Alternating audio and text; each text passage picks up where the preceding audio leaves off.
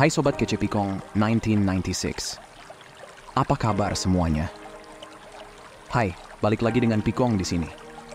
Hari ini kita bakal ngajarin kalian cara-cara yang tepat buat mendapatkan mantan balik cuma dengan lewat pesan chat.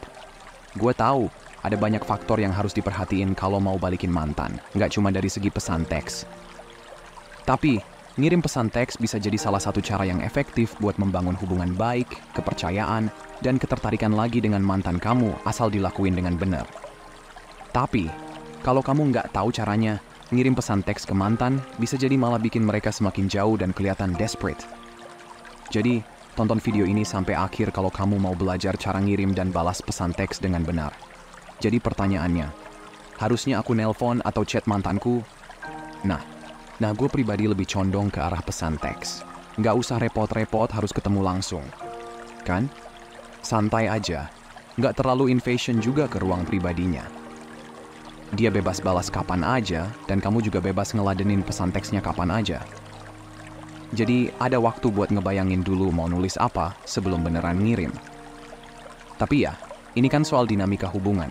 Jadi kalau dulu jarang SMS-an, mungkin bakal agak aneh kalau tiba-tiba mulai sering SMS-an sekarang. Jadi, pikirin dulu ya sebelum tekan tombol kirim. Terus, sebelum kita bahas apa yang sebaiknya kamu kirim ke mantan, kita ngobrol dulu soal apa yang nggak boleh kamu lakukan. Nggak cuman bikin mantan nggak balas, tapi kadang bisa bikin peluang kamu balikan sama dia jadi nol. Nah, gue selalu suka nih pepatah. Saat emosi naik turun, otak jadi kacau. Jadi setelah putus cinta yang bikin sakit hati, biasanya kita jadi nggak bisa mikir jernih. Capek, sedih, bingung, dan kayak nggak kenal diri sendiri. Dan yang pasti, pikiran logis kita hilang kemana-mana. Nah, pas logika lagi bengong di luar jendela, biasanya orang suka kirim 3 jenis pesan teks yang bikin nyesel. Jadi penting banget nih buat dengerin apa yang mau gue sampaikan. Jenis pesan teks yang pertama ini namanya teks kebencian. Ya, memang bisa jadi kita perlu meluapkan emosi. Tapi ngomongin hal-hal negatif ke mantan itu bisa bikin peluang kita balikan makin menipis. Kalau lagi marah banget sama mantan, lebih baik ngambil napas dulu sebelum makin ngebakar situasinya. Gue ngerti banget kalau lagi kesel dan emosi, itu manusiawi banget kok. Tapi, sebaiknya nggak usah bertindak dari emosi kalau niatnya mau balikan sama mantan. Pertanyaannya sekarang, apa tujuanmu sekarang? Mau minta maaf dan coba lagi sama mantan? Atau pengen banget dia balik cinta sama kamu? Ingat, orang suka hal-hal yang bikin mereka seneng. Kalau mantan kamu ngerasa hubungan sama kamu cuma bikin dia stres atau sedih, peluang balikannya jadi makin kecil. Yang kedua, teks spam. Yap, itu pasti masalahnya. Saat emosi lagi tinggi-tingginya dan kita kayak kehilangan kendali, gampang banget buat terjerumus ke situasi kayak begini. Kita jadi kayak mesin pencetak pesan, ngirim terus tanpa henti, berharap-harap cemas bakal ada balasan. Padahal, siapa sih yang suka kena spam? Nggak ada, kan? Bayangin aja, lu lagi berusaha move on atau lagi sibuk. Tiba-tiba ponsel lu nyala terus, isinya pesan-pesan yang bikin pusing. Pasti ganggu. Ya, kita juga pasti pernah di posisi kayak gitu. Jadi, kalau ada yang kayak gitu ke kita pasti ngerti rasanya. Salah satu komentar di video gue, seorang cewek ngirim pesan udah kayak koran ke mantannya tanpa satu balasan pun. Iya, pasti susah banget balikannya. Kita butuh jeda dan perhatian yang proporsional, bukan bombardir pesan yang nggak henti-hentinya. Yang ketiga, teks over emotional. Yup, itu salah satu hal yang sering bikin situasi makin rumit. Pas lagi dalam suasana hati yang labil, kita suka banget ngirim pesan yang berisi rasa-rasa kritis ini. Cuman sayangnya, hal-hal kayak, kamu menghancurkan hatiku, atau aku nggak bisa hidup tanpamu, itu malah bisa bikin mantan jadi tambah menjauh. Kita mungkin merasa itu jujur dan penting untuk dikomunikasikan, tapi faktanya, hal-hal kayak gitu bisa bikin mantan merasa tertekan dan merasa dikejar-kejar. Jadi, pesan-pesan kayak gini bikin kita jadi kayak teroris yang mengirim pesan chat. Kita menempatkan mantan kita dalam situasi yang nggak nyaman dan malah bikin dia semakin kesal atau bahkan takut. Kita udah ngebahas tentang pesan-pesan yang kurang oke ini, kan? Nah, Sekarang mari kita bahas cara untuk balikin situasi ke jalur yang lebih netral. Pertama-tama, penting banget untuk minta maaf. Kirim pesan maaf yang singkat dan jelas, kayak, "Maaf, saya kelebihan emosi beberapa hari terakhir."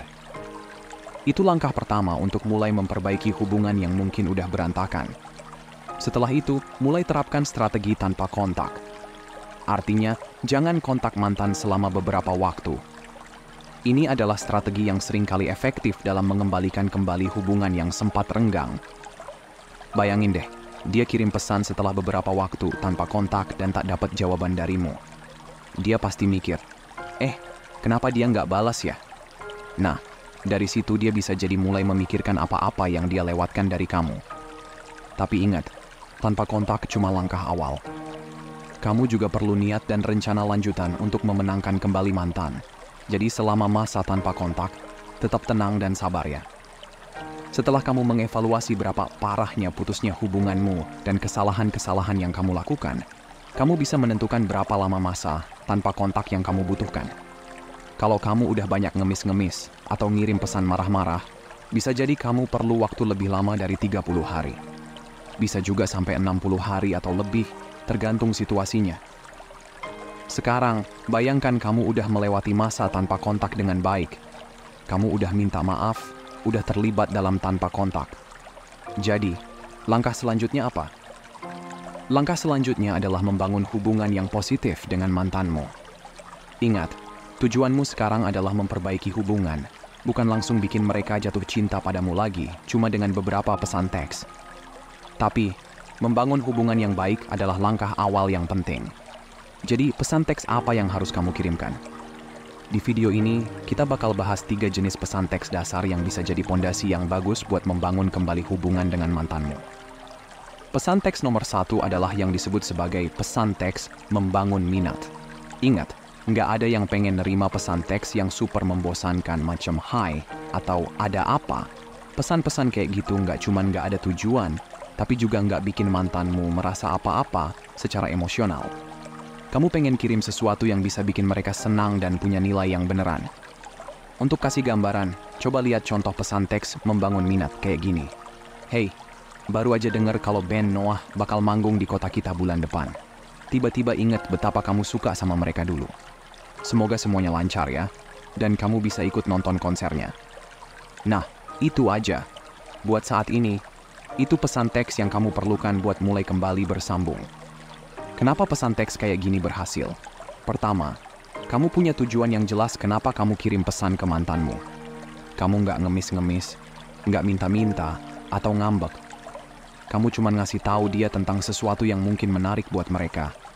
Kedua, kamu nggak maksa percakapan. Kamu udah ngeakhiri dengan, "Semoga semuanya lancar ya." Mantanmu bisa balas pesanmu, atau bisa juga diabaikan kalau mereka mau. Tapi kalau kamu udah lakuin semuanya dengan baik sampai sekarang, mestinya kamu bakal dapet tanggapan positif dari mantanmu. Yang kedua, pesan teks pengingat yang baik ini emang sedikit lebih maju, jadi kudu dipakai dengan hati-hati. Tujuannya sih simple, cuma pengen ingetin mantanmu tentang momen-momen bagus yang kalian alami bersama, tanpa bikin situasi jadi aneh. Coba contoh pesan teks pengingat yang baik, kayak gini. "Hai, inget pas kita makan malam seru di sudut Jalan Tomat dan Durian? Nama restorannya apa ya? Aku mau ajak temanku ke sana nih." Jadi, pesan kayak gitu bisa bikin mantanmu flashback ke momen-momen manis yang pernah kalian lewatin. Plus, mungkin bikin mereka kepo juga siapa yang kamu ajak makan malam. Tapi, ingat ya, pesan ini mesti dikirim pas sudah ada chemistry positif lagi sama mantanmu. Kalau mereka masih kesel, mendingan nggak usah kirim pesan ini dulu biar nggak bikin situasi makin rumit. Pesan teks ketiga adalah, pesan teks senyuman ini emang favorit banyak orang. Tapi, harus diingat, ini hanya efektif jika kamu udah mengelola perpisahan dengan baik, artinya nggak mengemis-ngemis, nggak marah-marah, dan sebagainya. Oke, berikut contohnya. Barusan aku menemukan celana dalam favorit kamu yang ada bintik-bintik hitam dan sedikit robek di tengahnya. Dan langsung kepikiran kamu untuk pertama kalinya setelah sekian lama. Dan itu bikin aku senyum sendiri. Jadi pesan kayak gitu tujuannya adalah nyoba nyambungin emosi positif sama mantanmu. Nggak usah bikin drama atau ngebahas hal berat dulu, yang penting bikin kembali hubungan jadi asik dan baik. Hal-hal kayak ketertarikan, cinta, dan romansa, Ntar bisa dijalanin lebih lanjut di kemudian hari. Semoga, jika kamu udah ngejalanin semuanya dengan benar, mantanmu bakal respon positif. Tapi, tetap inget ya, ada beberapa hal yang perlu diperhatikan saat mau mulai percakapan lagi dengan mereka. Aturan nomor 1. Pastikan untuk memberikan jeda atau penundaan di antara setiap pesan teks yang kamu kirim. Ya, hal ini bisa bikin kamu terlihat lebih santai dan lebih tidak terlalu bersemangat. Misalnya, jika mantanmu mengirim pesan, nggak perlu langsung balas. Coba biarkan waktu berlalu, seperti sekitar 1 jam atau lebih, sebelum kamu membalasnya. Dengan begini, kamu bisa menciptakan rasa antisipasi yang positif pada mantanmu dan juga menghindari kesan terlalu membutuhkan atau putus asa. Dan ingat juga untuk tidak terlalu sering bertukar pesan teks, terutama jika kamu baru saja terhubung kembali setelah periode tidak ada kontak. Cukup kirim beberapa pesan teks dalam sehari, misalnya tidak lebih dari 6 atau 7 pesan teks. Ini bisa membantu menjaga interaksi kalian tetap santai dan tidak terlalu terburu-buru, sehingga kamu bisa menjalani percakapan dengan lebih gaul dan rileks.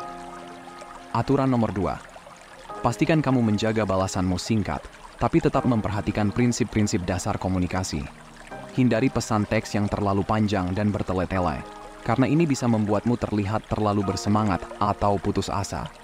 Singkatnya, jaga pesanmu agar tidak terlalu panjang dan mematikan percakapan. Di sisi lain, pastikan juga kamu terus membicarakan hal-hal yang menarik minat mantanmu. Ajukan pertanyaan yang jujur dan relevan, sehingga percakapan tetap berlangsung dengan lancar dan menyenangkan. Dengan begitu, kamu bisa menjaga komunikasi tetap menarik tanpa terlihat terlalu memaksakan diri. Aturan nomor 3. Jangan bikin drama. Hindari cerita tentang hubungan masa lalu, jangan tanya tentang kehidupan cinta saat ini, dan jauhi debat dengan mantanmu.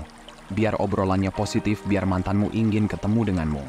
Nah, setelah kita punya aturan dasar, gimana caranya beralih dari SMS ke mantan sampai bikin rencana ketemuan? Pertama, atur pertemuan singkat. Nggak usah langsung ajak mantanmu jalan-jalan atau kencan, tapi pastiin kamu punya alasan yang kuat buat ketemu mantanmu. Misalnya, udah saling SMS beberapa hari dan kamu mau ajak ke level berikutnya dengan ngatur ngopi bareng. Jangan cuma ajak ngopi aja bisa bikin mantanmu was-was. Kamu pasti mau ada alasan yang jelas buat ketemu mantanmu. Kamu bisa bilang kira-kira gini, aku lagi rencana liburan ke Bali akhir bulan depan, butuh saran nih. Karena kamu pernah ke sana, bisa bagi-bagi tips. Kita ngopi sebentar Jumat ini nggak? Makasih ya. Atau contoh lain, aku lagi ngerenovasi ruang tamu, butuh masukanmu. Soalnya tahu kamu jago desain interior. Bisa ngopi bentar 20 menit? Nah, dengan sesuatu yang simpel dan langsung gitu, kamu bisa buat suasana santai. Fokus aja buat terlihat ramah dan santai, hindari rayuan atau kesan romantis yang bisa bikin mantanmu bingung. Ya udah teman-teman, itu aja nih yang bisa kita bagiin buat video kali ini. Kalau kalian suka atau ngerasa bermanfaat, jangan lupa kasih jempol ke atas dan subscribe. Drop pendapat kalian di komentar. Makasih udah nonton ya, dan sampai jumpa di video berikutnya teman-teman.